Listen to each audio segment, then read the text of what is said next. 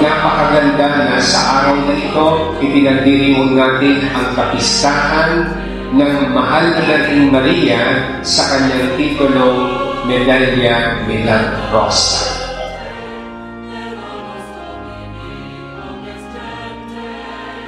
Ito po ang kailangan natin sa ngayon. Humility. Dahil ang mahal na Birhen po ay nagpamalas ng sabihin niya, ako'y alipin ng Panginoon. Hindi siya nagmagaling na, oy, ako pala ang the best.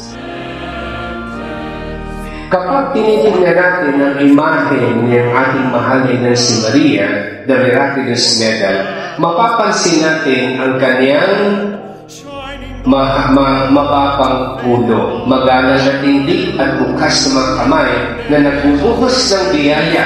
Ito'y larawan ng kanyang kababaan.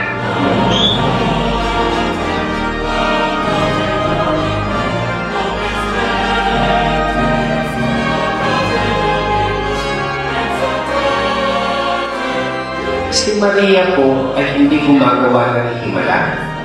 Ang Diyos ang gumagawa ng himala sa pamamagitan ni Maria kasi si Maria ay sumunod sa kalooban ng Diyos.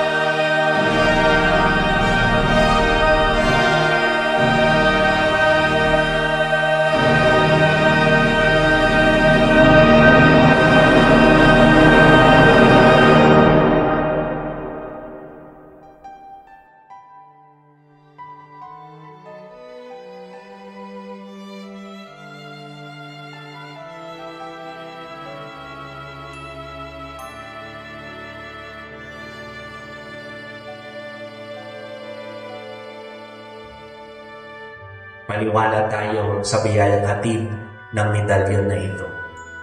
Ito'y isuot natin ng may pananampalataya. Ito ay isuot natin na tayo naniniwala na sa pamagitan nito ang biyaya ng paghilom, ang biyaya na tayo ay poprotektahan, at ang biyaya na tayo ay tutulungan na magbagong buhay ay ating makakamit. Bago pa siya Kastila, ginawa na ng Diyos na siya ay huwag mamantsakan ng kasalanan. Kaya tinawag siyang katinis-nisa. At ang taong katinis-nisa, anong ipapahayag niya? Walang iba kundi grasya ng Diyos.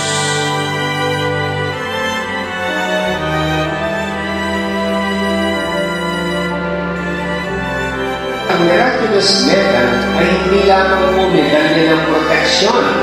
Ito rin ay paanyaya sa atin na magtiwala sa Diyos kahit may pulos, kahit mayroong mga karamdamang hindi maipaliwanag, kahit may mga problemang pinagdadaanan sa pamilya o sa pamayanan, kahit minsan may problema sa anak buhay o kaya'y sa pananampalataya. Yan po ang kahulugan ng Miraculous Medal.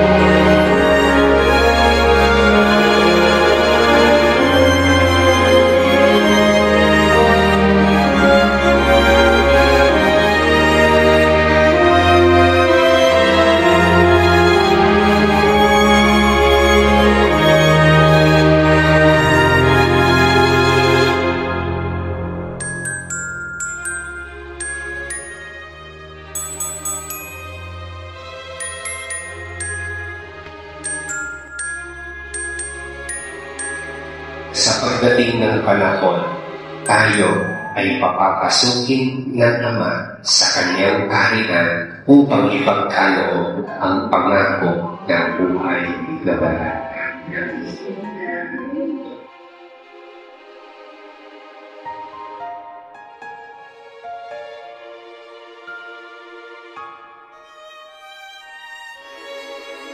Maria,